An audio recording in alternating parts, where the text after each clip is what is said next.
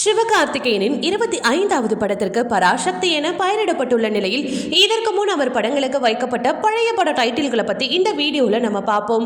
பழைய பட டைட்டில்களை வைப்பது தற்பொழுது ட்ரெண்டாக மாறி இருக்கிறது. அந்த வகையில் அண்மையில் சிவாஜி கணேசனின் பராசக்தி பட டைட்டிலை சிவகார்த்திகேயனின் 25வது படமான SK25 படத்துக்கு சூட்டியிருக்கின்றனர். நடிகர் சிவகார்த்திகேயன் தன் படத்திற்கு பழைய பட டைட்டிலை பயன்படுத்துவது இது முதல் முறை அல்ல. இதற்கு முன் 5 முறை இதே போல பழைய டைட்டில்களை பயன்படுத்தி இருக்கிறார். அது என்னென்ன படங்கள் என்பதை இந்த வீடியோவின் மூலம் பார்க்கலாம். அதுல ஃபர்ஸ்ட் பாத்தீங்கன்னா எதிர்நீச்சல். சிவகார்த்திகேயனுக்கு முதல் வெற்றியை கொடுத்த படம் என்றால் அது எதிர்நீச்சல் தான். துரை செந்தில்குமார் இயக்கத்தில் தனுஷ் தயாரிப்பில் SK நடித்த இந்த படம் கடந்த 2013ஆம் ஆண்டு திரைக்கு வந்தது. அடுத்தது காக்கி சட்டை. எதிர்நீச்சல் வெற்றிக்கு பின்னர் துரை செந்தில்குமாருடன் சிவகார்த்திகேயன் இரண்டாவது முறையாக கூட்டணி அமைத்த படம் காக்கி சட்டை. இந்த படத்தில் முதன்முறையாக போலீஸ் கேரக்டரில் நடித்திருந்தார் SK. இந்த படம் கடந்த 2015ஆம் ஆண்டு வெளியானது. இதே பெயரில் கடந்த 1985ஆம் ஆண்டே கமலஹாசன் நடிப்பில் ஒரு படம் ரிலீஸ் ஆனது. அடுத்தது வேலைக்காரன். சூப்பர் ஸ்டார் ரஜினிகாந்த் நடிப்பில் கடந்த 1987ஆம் ஆண்டு ரிலீஸ் ஆன படம் வேலைக்காரன். அதே தலைப்பை நடிகர் சிவகார்த்திகேயனும் பயன்படுத்தி இருந்தார். கடந்த 2017ஆம் ஆண்டு மோகன் ராஜா இயக்கத்தில் சிவகார்த்திகேயன் நடித்த படத்திற்கு வேலைக்காரன் என டைட்டில் வைக்கப்பட்டது. அடுத்தது மாவீரன்.